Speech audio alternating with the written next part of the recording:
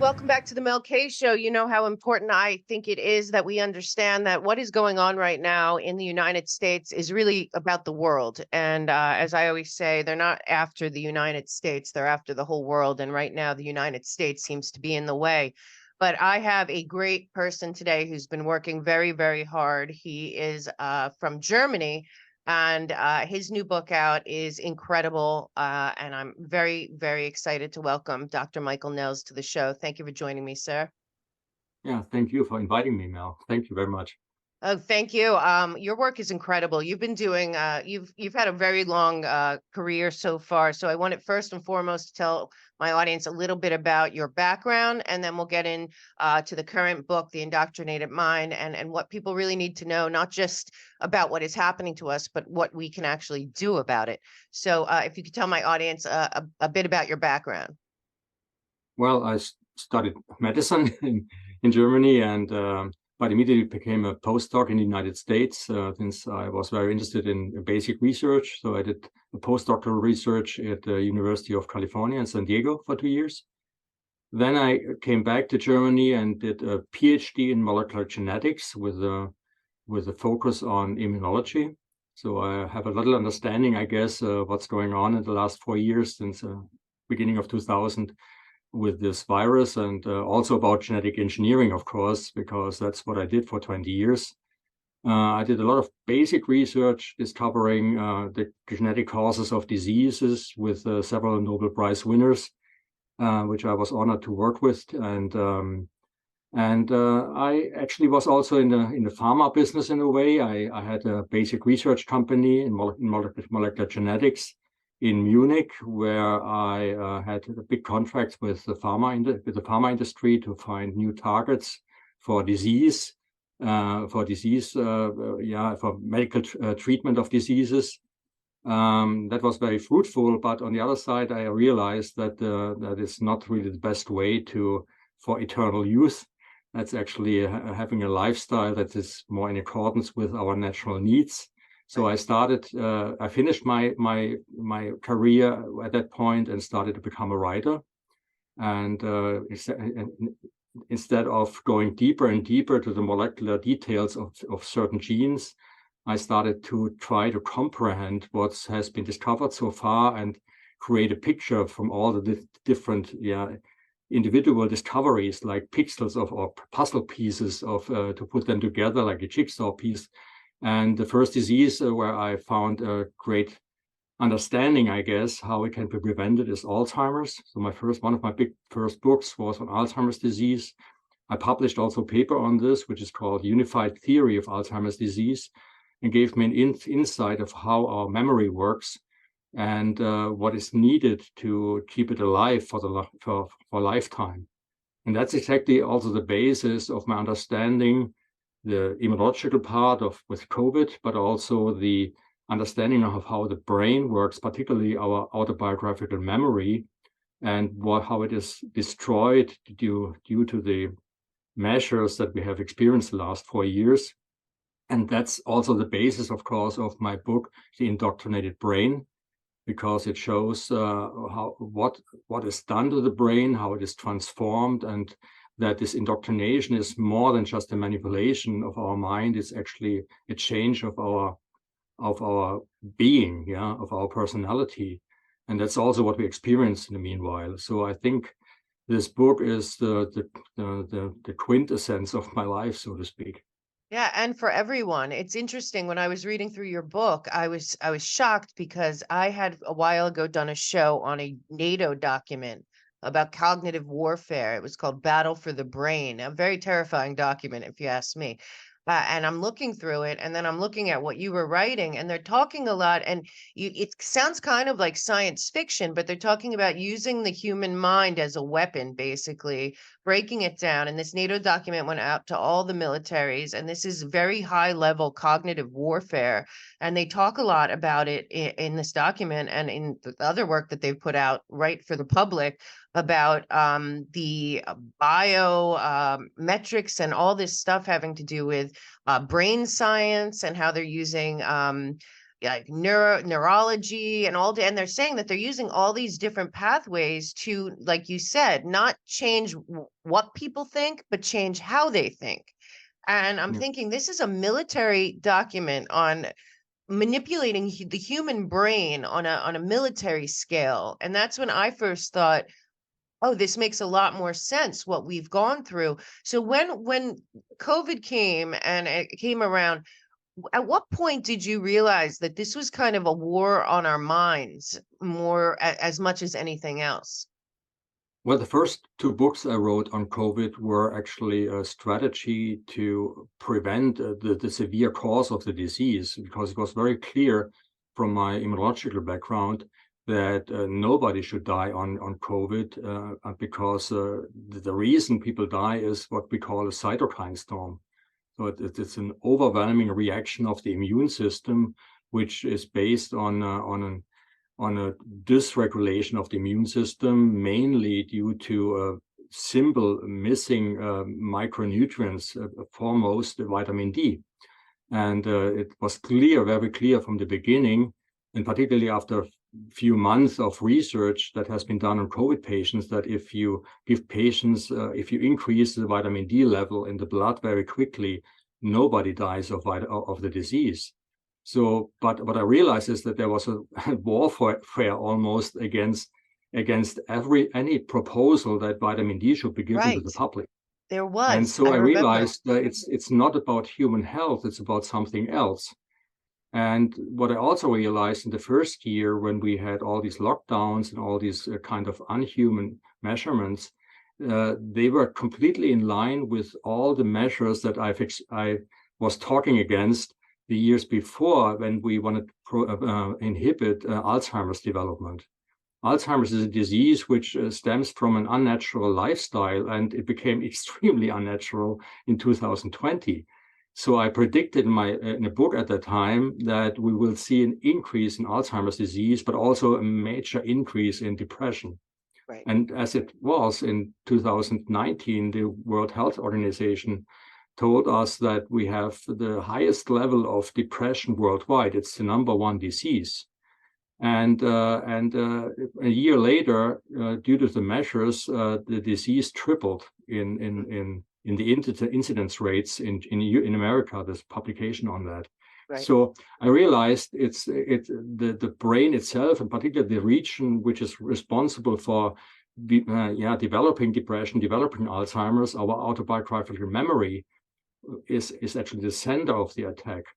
And if I look at what we as humans are, we have to, of course, we want to live, we want to have children, and that is essentially the imperative of evolution. If our predecessors have not followed this imperative, the two of us wouldn't sit here. Right. We would just not Exactly. be here. Right. And so in order to grow up, we have defense mechanisms. We have the bodily immune system, which doesn't work well if, for example, vitamin D is missing. It needs it for its regulation. But on the other side, we have also a mental immune system, which allows us not to fight against microorganisms primarily, but against macroorganisms. Mostly human beings. They are the most dangerous enemies we have. Right. So in order to react to threats from outside properly, we have to use our memory, our ability to think, our interest in understanding what's going on. That means we have to be curious. And all these these ideas of being curious, being resilient, psychologically resilient, being interested in learning and understanding, and being able to go back to previous experiences and compare what's going on with our previous life, so that we react the best way we can. All these functions, which I summarize as our mental immune system, reside functionally in the so-called hippocampus. That's the center of our autobiographical memory, and also the place where depression takes place or Alzheimer's develops. And so I realized very quickly that 2020 that the hippocampus is under attack. And that we have this increased depression rate. So we will have what we experience already. We have a major increase in Alzheimer's diseases. At least in Germany, we see that, and with the numbers, it's in 30% increase in 1 year. So it's dramatic. Yeah. And this cannot be explained by age, which is usually said to be the cause, but it isn't, which I show in my paper, Unified Theory of Alzheimer's Disease. It's actually the lifestyle, and the lifestyle has changed dramatically in 2020. Yes. And then came this what they call the vaccination program, which I call the spiking program. And here it's very interesting. We know from Alzheimer's research that infections, when they are long-lasting, impede the autobiographical memory. They actually harm the autobiographical memory, also a risk factor for Alzheimer's. And already with SARS-CoV-1 in 2002, 2003, papers were published later on, 2006, 2007, that the spike protein of SARS-CoV-1 can initiate something we call neuroinflammation, and leads to a release of certain cytokines, the same ones actually which we see in the cytokine storm that leads to the bodily harm. And these cytokines, I give just a few names like interleukin-1, interleukin-6, or TNF-alpha, tumor necrosis factor alpha. These cytokines are inhibitors of the function of the autobiographical memory, the strongest inhibitors you can imagine. So that was already known in 2006, 2007, based on research on SARS-CoV-1. And it was also known that the reason for this damage to the brain based on SARS-CoV-1 is the reason, or the major culprit, is actually the spike protein. So when I realized by further research that the spike protein in SARS-CoV-2 has been modified by genetically engineering this furin, cleavage site, which was proposed actually by a think tank to the DARPA in 2018. Right. I was wondering for several reasons. First of all, the site was introduced to create a bioweapon, and if you read the text, it's mainly speaks about higher infection rates. But what it doesn't speak about, but is very obvious now, and it became obvious to me very early on, is that after the cleavage by furin, which is like a scissor, we have a molecular scissor we have in our body cells. Mm-hmm. So if the virus or the spike mRNA is in the cells and the spike protein is produced and has this furin cleavage site, then the S1 subunit is released. Right. And this S1 subunit can enter the brain via the blood-brain barrier very easily. And it can stay there. And now we have so many people were saying this. I remember people saying this, probably you included, right in the beginning. I remember Mike Adams, I think you were on his show too, and other people, and they were just shutting it down. And they kept saying that the blood-brain barrier, and it was just, I remember, but you would hear it and then it would be gone. And people kept saying, something is wrong here. And I don't think people were putting it together quite as much as you just said, even right there, that this was an attack on our brains, like on a massive scale. Go ahead. If you want to conquer the world, if you want to make the people, easy to rule, then you have to shut down their mental immune system. And the mental immune system is basically working in the autobiographical memory. All the functions are there that are required for mental defense. Right.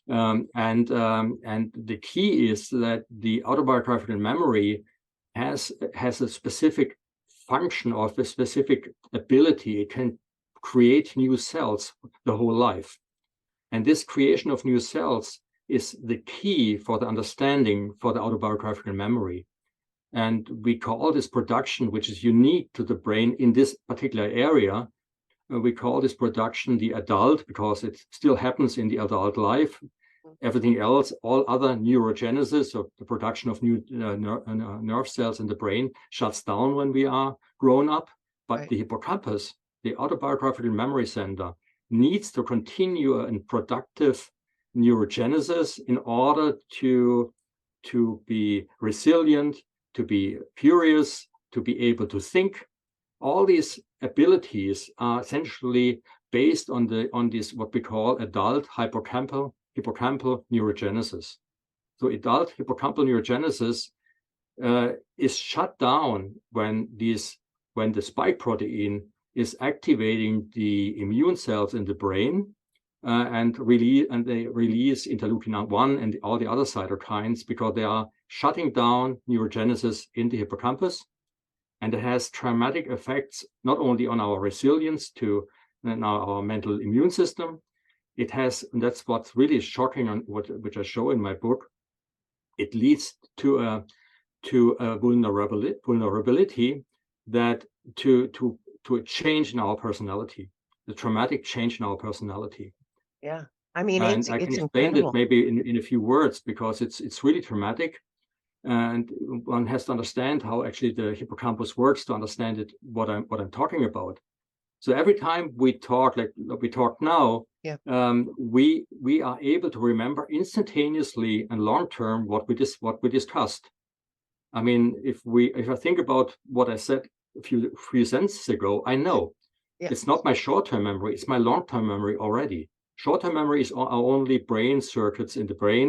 They don't remember anything. But the long-term memory, that is that we can go back a minute, 2 minutes, half an hour, 10 years back to thoughts we had and can remember them. And this unique function, a thought just instantaneously remembered for a long time, that's only the only piece or the only part of the brain that's able to do that is the hippocampus. Wow. And And let me ask you real quick, because so you said it before that Alzheimer's, and I remember your paper came. I remember you seeing you, and your paper came out, and there was talk about Alzheimer's, and then of course it got shut down immediately. You and I are both very censored, as is anyone that was asking any real questions in the beginning. What you said, that the lifestyle has a lot to do with Alzheimer's. What lifestyle is that is negative, that also kind of was replicated during the measures taken after COVID? mhm. So there is, in my book, there is a formula against indoctrination, but essentially it's also a formula against Alzheimer's. That's so everybody who reads the book will also know what he or she has to do to have a life in up to old age without the fear of getting Alzheimer's. Right. And this formula has certain elements, and the central element, of course, is that we have a purpose in life. So that's the central element of our Wow. being, that we have to have a purpose in life. Because if we don't have a purpose in life, we don't have eustress. That is healthy stress. We don't have anything to do, and we need this for the new cells in the brain, in the hippocampus, that are daily created, that they have themselves a purpose in life. And if we don't have a sense in life or purpose in life, and we have nothing we experience of which is exciting for us, then these cells have no reason to live, and they actually die. So instead of our hippocampus growing every year by 2, 3, or 4%, it actually shrinks. And so purpose of life is very important. And of course, many people don't have a purpose in life when they grow old, because they retire, and the Right. families are not there, because you lived alone the whole life. And now, of course, the breakdown of the large families that we have still in the last century, maybe, or the Mm. previous century, the 19th century, this is all gone due to our modern lifestyle. And of course, the measures have changed this dramatically. Suddenly, we were not allowed to visit our grandparents or parents. Yeah, so we have all this unsocial distancing, Yep. and that's another part of my formula. We need other people. Yep. We need to share our thoughts with other people. We have to communicate, because what feeds the hippocampus with new information, which makes the new cells worthwhile living, are usually coming from discussions and talks to other people. And so by shutting down the ability to talk to others, to isolate people, is the worst that can be done to people. Yeah. There was actually a publication in New England Journal of Medicine 2 weeks before the COVID pandemic started. It was published in New England Journal of Medicine, and they showed that even if you live in the Antarctic, as a researcher, after 1 year, your hippocampus was shrinking by 2 to 3% because of isolation and a monotonous lifestyle. And they knew if they do that to other people, the shrinking will occur. Instead of growing, shrinking. And that's traumatic because everybody gets closer to a depression and Alzheimer's, because we Wow. need these new cells. The new cells that are productively produced, that they survive, are essentially the neuronal correlate of what we call psychological resilience. In the other words, if you shut down the production of these new cells by all these measures, then the resilience drops, and the opposite happens. You are more prone to depression because your psychological resilience is essentially down.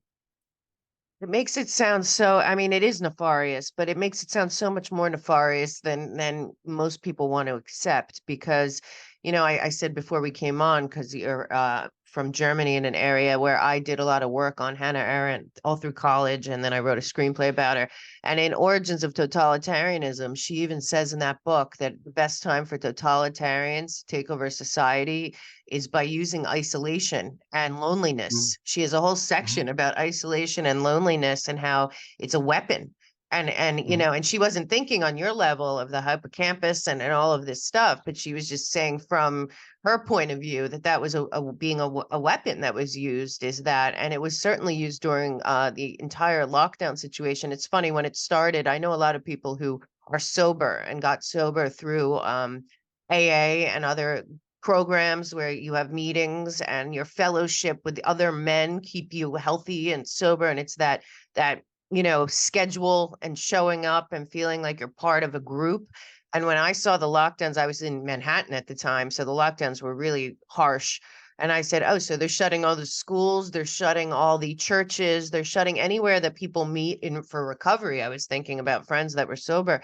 And I said, and they're leaving open the liquor stores. I thought, well, great. Well, you got the 25 million people that should go to meetings every day to save their lives and stay sober, just lost that. And I thought that it's going to be suicide, overdose, relapse, like you're saying. And it seemed very clear to me that that was going to happen. And like you're saying, now let me ask you, when so when that happened with the lockdowns and everything, we had a series of videos that came out from Klaus Schwab and the World Economic Forum, and of course Prince Charles, and all kinds of people talking about, again, Build Back Better and all of this. But what I've come to believe about Build Back Better, which kind of goes in line, I think, maybe with your book, is that they have to destroy what is, whatever we think is and is normal and natural and has been for thousands of years, if not hundreds of years. No longer to these people, especially the great resetters, worked. And that everything had to be redone into this fourth industrial revolution and all of that. So when you're talking about purpose and about interaction and all of that, and then you juxtapose it with what these people were putting out there. I mean, I scoured the World Economic Forum's websites. I connected it to the UN and a bunch of other places, World Health Organization, especially their tactical group that was set up at the World Health Organization with Cass Sonstein and I think Sage in England, on behavioral modification and forcing people to do stuff. A lot of this is about totally removing the human element from everything. And the more you read what they're saying, even through the you will own nothing, universal basic income, what they're doing is taking away purpose of living at all. Yeah, yeah. The problem is, and I compare this to when you install a new operating system in a computer. When you put a new operating system in a computer, you don't want the new one being interfered by the old one. So the first thing what you do is you erase essentially every memory you have and you reformat essentially the computer. And only then you can install the new one and it runs smoothly. So if you want to install essentially a new operating system in society, that when you don't want to have anybody to interfere with, you have to erase memory. You have to erase the previous thought, pretty much like they have done in Brave New World. But there, of course, it's much easier. They didn't have to erase anything. People are already born when they are born. I mean, decanted from the bottles in the book. Exactly. Then you essentially install them with the narratives that you want to have, propagated. But here, of course, we have already a society that has their own, where every individual has its own history, his personality, and his own way to reflect on things. And in the sum of all people, essentially, is the immune system of the society, the sum of all individualities. And now, what do you want to do to get into a situation where everybody only has this new operating system in their brain? Well, the target is really the production of these new cells, which are actually called index neurons in the hippocampus. These index neurons are essentially nerve cells that are produced every night and are essentially like the index to all our memories of all our life. So if you shut down index neuron production, and this is done by the measures in 2020, and as I show in my book, by the spike protein, either coming from infection, but mainly, of course, now through these spiking programs, then you shut down index neuron production. The problem that the hippocampus has, if new information comes along that is important, how can you store it without new index neurons? Well, the only way to do it is to override the previous ones. And then actually you have what we call the reformatting of the brain. Do you override the index neurons that maybe memorized what I've experienced as a child when I blew out the birthday candle, or what I experienced all my life, what I've experienced, which makes up my personality, are stored in these individual index neurons. And if I shut down index neuron production, which is run perfectly now, either through the measurements, but now, of course, through this recurring spiking, where actually the failure to provide immune protection is an advantage from the point of view of this overriding, idea, because it doesn't work very well. So we have to repeat it every half year or every year at least. But we know that it's essentially the time frame the spike protein persists in the brain. So you have a continuous spike presence by this repeated spiking. And the consequence is all these narratives we hear, is all this fear mongering, which because the hippocampus learns only if there's a strong emotion involved with what he has to learn. Everyday routine, the hippocampus ignores. The hippocampus only learns when what we experience, what we think, comes with an emotion. Now, we have no index neurons available for new thoughts, for new emotional content. But of course, all these narratives, the war on this, the war on that, all these dangerous global wars against climate, against whatever, come, of course, with lots of emotions. So they are installed in the hippocampus. But of course, every installation of every thought based on this fear mongering destroys a piece of our personal history in the brain. I don't know about you, but I feel a lot better being prepared for whatever's coming. Every day I hear something new. Something's coming from the CDC. Something's coming from the FDA. Who's trying to take over our healthcare system. All this craziness. And what I know is that one man really changed my life, how I look at everything that's happening to me health-wise. And that was Dr. Zelenko. He was a good friend of mine, a good friend of the show. And he came up with the most amazing product. Z-Stack has been a game changer for us. We have not been sick since we've been on it. We take it regularly. If we feel like we're coming down with something, we'll double up. But he has all new products over at the website. God rest his soul. He did not leave us unprepared, and that is very important for you to prepare. So he's got Z-Shield. He's got a Kid Z-Stack, which is awesome. He's got Z-Flu, Z-Detox. He's got all kinds of things. He always said to me, your immune system must be clean, resilient, and resistant.